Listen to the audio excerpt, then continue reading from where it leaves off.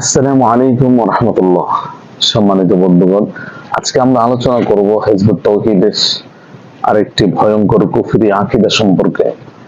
তারা নবী আলাইহিস সালামদের ব্যাপারে কেমন চিন্তাধারা লালন করে, নবী আলাইহিস সালামদের ব্যাপারে তাদের আকীদা কি।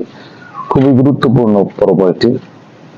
হিজবুত তাওহীদের দাবি হলো শ্রীকৃষ্ণ, গৌতম বুদ্ধ, রামচন্দ্র, যুধিষ্ঠির এরা সব আল্লাহ তাআলার প্রেরিত নবী রাসূল ছিলেন। নাউযুবিল্লাহি মিন যালিক।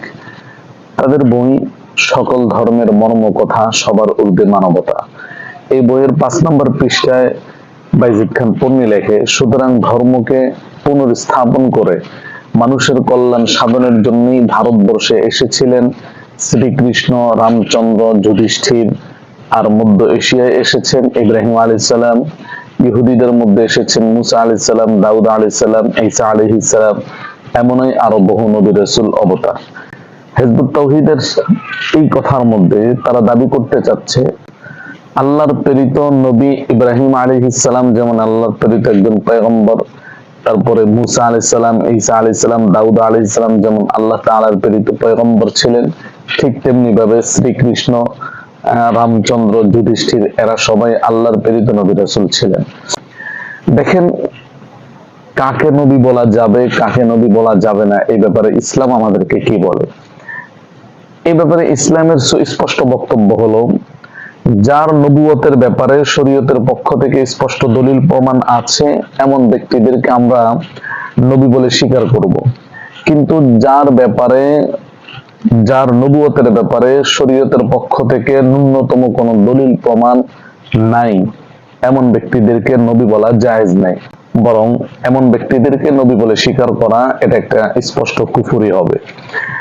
ইমাম ইবনে হাজম রাহিমাহুল্লাহ তিনি লেখেন, কোরআন ও সুন্নাহর আলোকে যার নবুয়তটা স্পষ্ট প্রমাণিত, এমন প্রমাণিত কোন নবীকে নবী না মানা যেমন কুফরি, ঠিক তেমনি যার ব্যাপারে কোরআন সুন্নাহ শরীয়তে যার নবুয়তের ব্যাপারে কোন দলিল প্রমাণ পাওয়া যায় না, এমন দলিল প্রমাণহীন কোন ব্যক্তিকে নবী বলে স্বীকার করা এটাও সমপর্যায়ের কুফরি।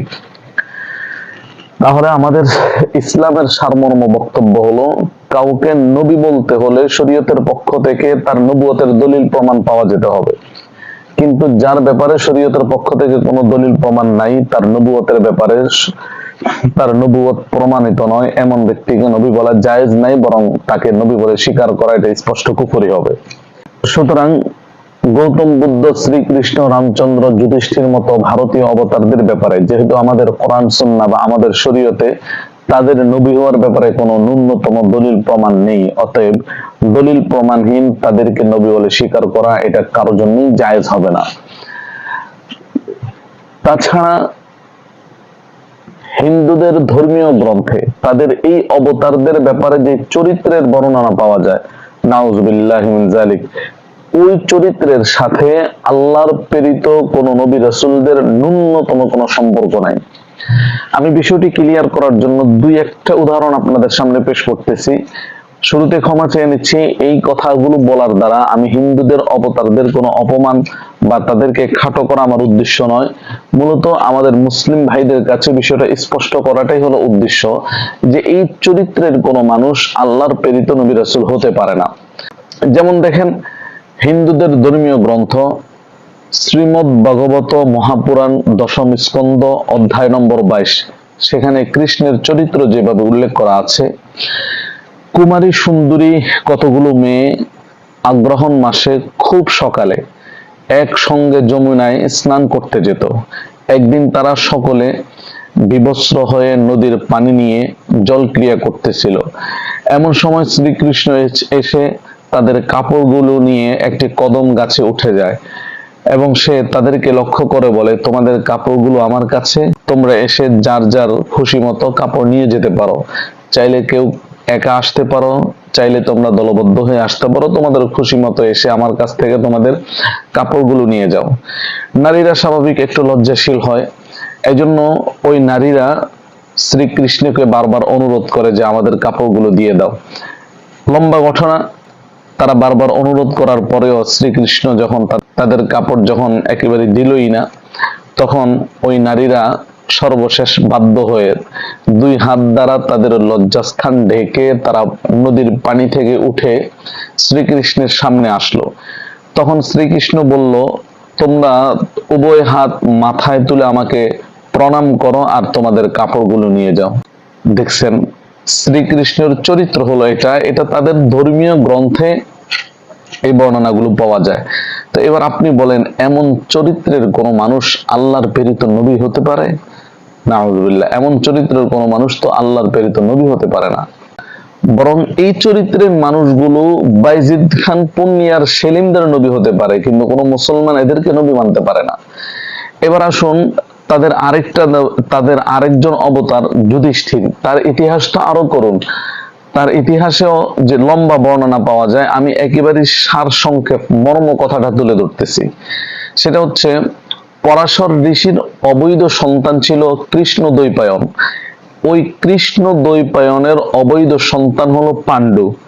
পাণ্ডুর স্ত্রীর নাম হলো কুন্তী।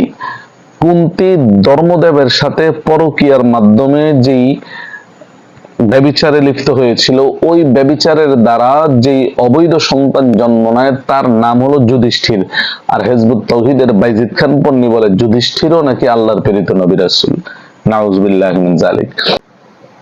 তাহলে ইসলামের দৃষ্টিতে নবী রাসূলগণ কেমন, নবী রাসূলদের পরিচয় কি, সংক্ষেপে আমরা সেটাও তুলে ধরি। তাহলে আমাদের সামনে বিষয়টা একেবারে স্পষ্ট হবে যে আল্লাহর প্রেরিত নবী রাসূলদের পরিচয় হলো এমন, নবী রাসূলদের চরিত্র হলো এমন। অতএব এই চরিত্রের বাহিরে যারা আছে, যাদের ব্যাপারে শরীয়তের পক্ষ থেকে কোনো নবুয়তের দলিল প্রমাণ পাওয়া যায় না, এমন ব্যক্তিদেরকে কোনো মানুষ কখনো নবী হিসাবে মানতে পারে না। আমাদের ইসলামের বক্তব্য হলো, সমস্ত নবী রাসূলগণ হলেন মাসুম, নিষ্পাপ। মাসুম কাকে বলে? মাসুম বলা হয় আল্লাহ পাক রব্বুল আলামিন মেহেরবানি করে যার থেকে গুনাহকে দূরে সরায় রাখছেন তাকে মাসুম বলে। একটা হলো গুনাহের গতিতে চলতেছে, আমি আর আপনি গুনাহ থেকে দূরে থাকার চেষ্টা করি। আরেকটা হলো গুনাহ থেকে আমি দূরে থাকার চেষ্টা নয়, বরং গুনাহকেই আমার থেকে দূরে সরিয়ে রাখা হয়েছে, তাকে বলে মাসুম।